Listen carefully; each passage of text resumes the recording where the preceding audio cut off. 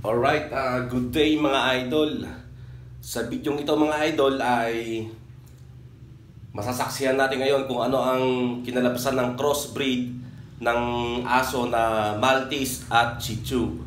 Kaya kung anong kinalabasan dahil nanganak na po yung aming Shih Tzu na ang naka-breed ay ang aso naming Maltese.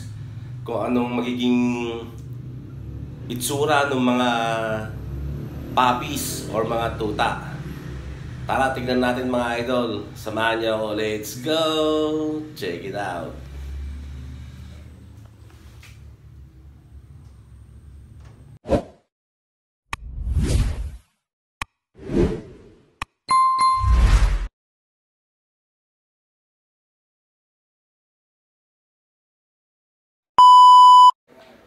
Yan. So ito po yung tatay o father.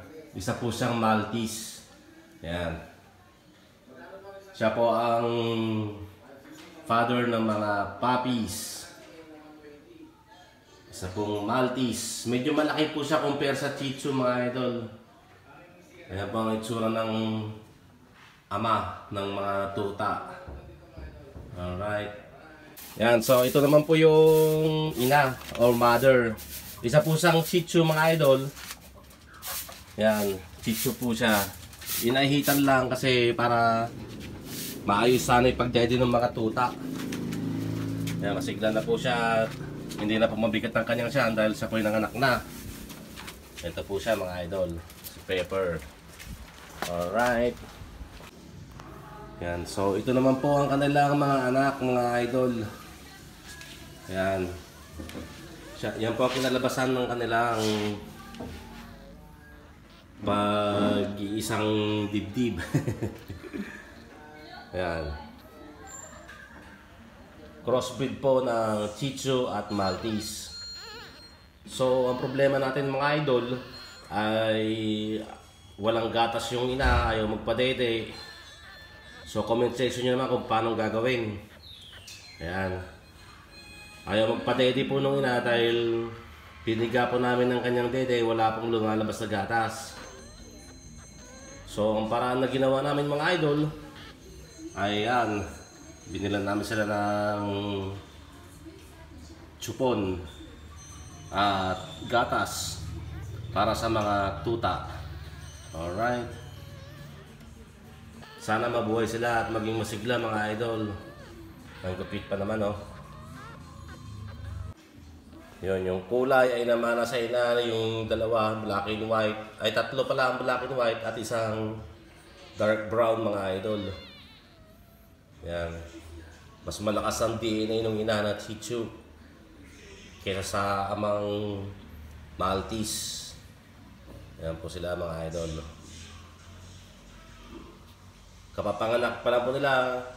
Mga 3 oras pa lang po nakakaraan o 4 na oras. Ayan po sila mga idol oh. Alright. Yan, so ito naman po yung nabili naming gatas para sa mga tuta na bagong panganak mga idol. Special Delight. Yan. Goat's milk. Milk Delight. Pwede siya sa pusa, pwede siya sa aso mga idol. Yan. Yung nga lang, medyo may kataasan ng presyo mga idol. Yan po ang kanilang ipapagatas muna mga idol. Alright. At ito naman ang kanilang ama mga idol. Si Happy Daddy na oh. Yan, congratulations daddy ka na. Kaso yung mami nila walang gatas. Ayaw magpa-daddy sa mga anak. Siguro pakainin natin ng malunggay para magkaroon siya ng gatas. Pwede ba yun mga idol? Comment section na sa baba kung pwedeng pakainin ng malunggay ang Shih Tzu. Ayan. Ayan. So ayan mga idol, nakikita naman natin na masigla pa sila mga idol. Sana lalo pang sumigla kahit hindi sila napadede ng kanilang ina. Kahit na yung mga nabibili na lang sa pecha panggatas na inumin nila mga idol. Yun o. Masigla sila mga idol. Alright. Sana mabuhay sila.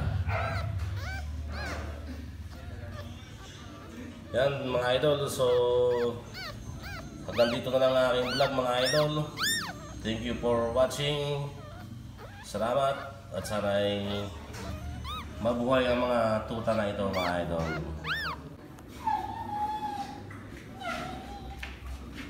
So yun mga idol, hanggang dito lang ang aking vlog. Salamat sa inyong panonood. God bless everyone. Pahingi naman ako ng isang like para ma-recommend naman tayo ni YouTube sa ibang mga viewers. Alright, check it out. God bless everyone.